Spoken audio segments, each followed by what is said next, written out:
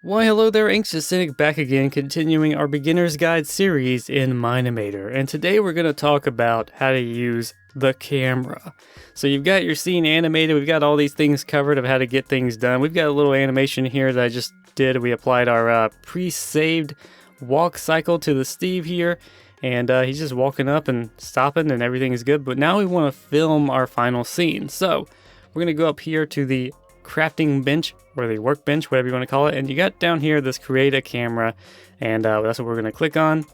Boop, like so. It's going to come out with this, say create. We're going to create that, and if you notice in the settings here, we have somewhere in here, but not here. It's somewhere in the program here. Spawn objects near the camera, copy work camera into new cameras. We covered that in the first part. If you're unfamiliar with it, then you might want to go back and start over and watch the series from the beginning. But it starts up where your work camera is, and then we get this little window down here. I'm just going to right click in here and drag my camera around. I covered how to move this before in the original interface part, the very first part of the series, I believe. I'm just right clicking and holding and using the WASD keys. I can hold shift to go slower, space to go faster, and stuff like that. Anyway, so now that we're operating this camera the way we want to, we're just going to try to position it and do things the way we would animate anything else, and which is using keyframes. So the way we do this, let's go ahead and close that up, and we select this so that we'll get this property panel out here. And there's a few things to know about this property panel before we get too far into it. And right here is the same as everything else. You have the keyframe and the transitions, and this is going to be the most important thing that you can use when you're starting to use the camera. Even if you don't use depth of field or any of the fancy smancy settings, the transitions are the main thing because of the instant transition right here. All right, so let's say we have Steve here and we just want the camera to pan and follow him and kind of watch what he's doing. So I'm just going to scroll through here, and we're just going to go to about frame 90. Maybe we'll go to 80. Frame 80. And I'm just going to take the camera and right click and hold and just kind of do that right there. So if we back this up, you'll see that we have these two keyframes and the camera just pans and watches Steve. So what if we want the angle to actually change now?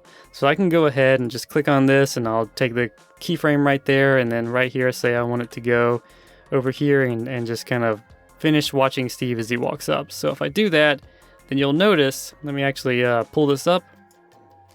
He'll walk, and then boop, the camera kind of does this weird wonky fly through. So you could zoom in here and make this keyframe the very next keyframe after this one, and it'll kind of transition. Like you see, it goes pretty much straight over to it. It happens so fast you can't even see that this is actually taking place right here between these two keyframes, because it's just one frame, so you can barely tell. But your viewers will be able to notice it. It is a noticeable flaw in the animation. So what I would say to do, we're going to back up here so we can see all these keyframes. So as you can see here, we have this keyframe and then this keyframe, and they're only one keyframe apart. And as you can see, there's this slight, very slight, you can see the camera flying to the other one. So what you want to do is on this keyframe is go ahead and change that to instant. So if I drag this out, then you'll see when we watch this, it just instantly changes to it. It doesn't matter how far away this keyframe is. It can be right next to it. It can be way out here. The camera will just stop and wait until that next keyframe shows up. So if I bring that right there, boop, the camera just pops over. And this is what you want to do every time your camera is cutting from one angle to another. You use that instant keyframe transition and you pop it over to wherever the other keyframe is. And that's how you can get those quick cuts without that little glitch in between. So we can have this angle here. Boop, it cuts to this one. And then if we wanted to, we can now just put another keyframe and have it come up and just follow Steve. So we have two angles here that are moving, but they cut to each other seamlessly, just like that. And just like any other thing, we can actually apply other keyframe transitions. So I'm going to select this one here. That's the starting keyframe to this shot, and I'm going to click transition, and let's just click on an ease in and ease out. And you'll see that the way this works is it kind of slowly starts and it slowly stops. And same as any other thing that we can animate in here, just the way we covered in previous animation tutorials or any of my older tutorials where I talked about animation. I have a video on how keyframes work and how transitions work. And that's basically what you would do. This is the basics of how to move the camera and things like that. So another thing to notice while we're using these keyframes is any of the properties that we change over here will be copied into these keyframes. So for instance, if I have, say on this one, I have depth of field enabled, and you can't see anything because we're not rendering, but if I turn on rendering, then you'll see that the background is blurred out. So this is how you can use depth of field. You have a range here, and the range basically says, you know, like how much of the scene is going to be in focus. And the depth is basically like where that focusing point is.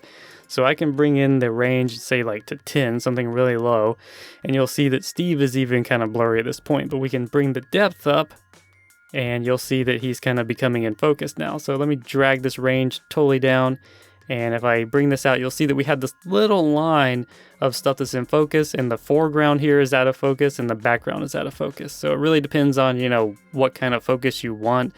I would recommend learning a little bit about like telephoto lenses and wide angle lenses, because your range, like your depth of field, is going to be more narrow on a telephoto shot. So for instance, the field of view here, if I drag this in, it's kind of like zooming the camera in, right? So it makes sense for this depth of field to be really shallow there, because that's kind of how telephoto lenses work.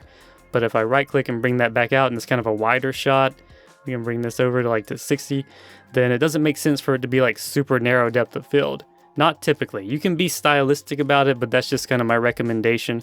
But that's basically how it works. And you have this fade size here. Let's go ahead and bring this back into normal. Let me bring this up a little bit so you guys can see a little better. Hey, there we go. And basically what this is like how the transition from what's in focus to what's out of focus takes place. So it's on 100 by default.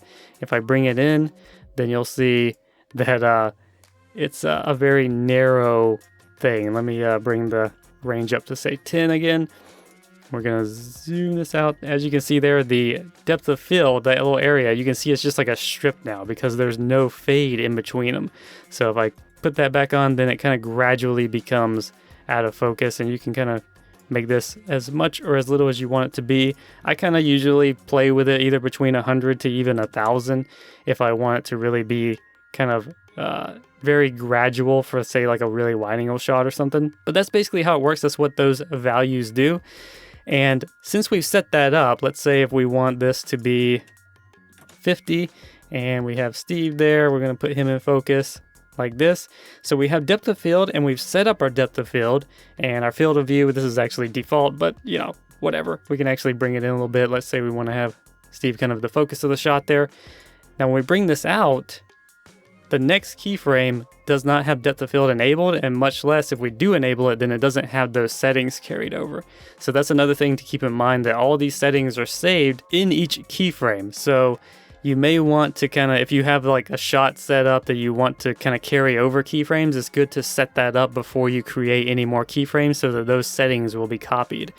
But, you know, if you can't do that, then it's easy just to kind of note your values here. Let's say this is 40.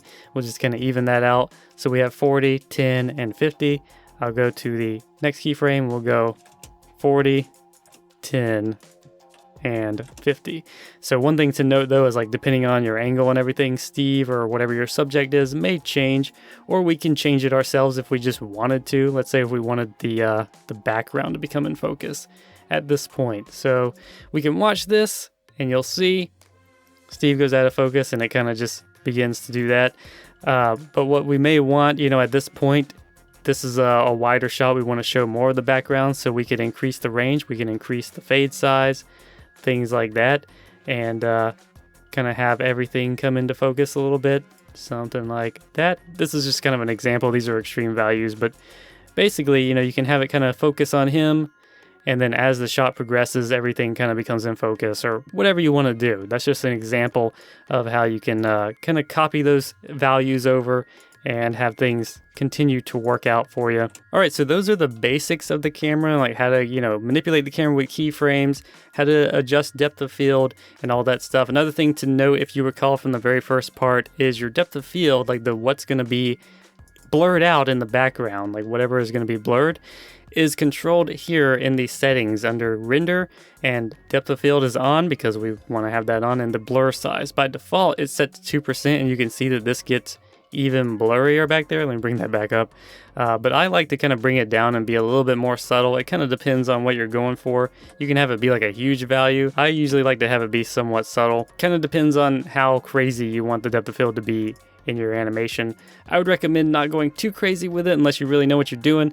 But anyway, that's kind of how you control how blurry things that are not in focus actually become. All right, with our window smaller again, another thing is, what if we wanted this to be a little bit more of an advanced shot? So right now it's just kind of panning, but let's say we wanted to have this camera like right here on this keyframe, and we want it to kind of orbit around Steve. So like right now, if you watch this, see if you watch the camera here instead of this screen here, it kind of just linearly goes from that point to that point, and you get this kind of weird Steve really brushes up close to the camera kind of thing.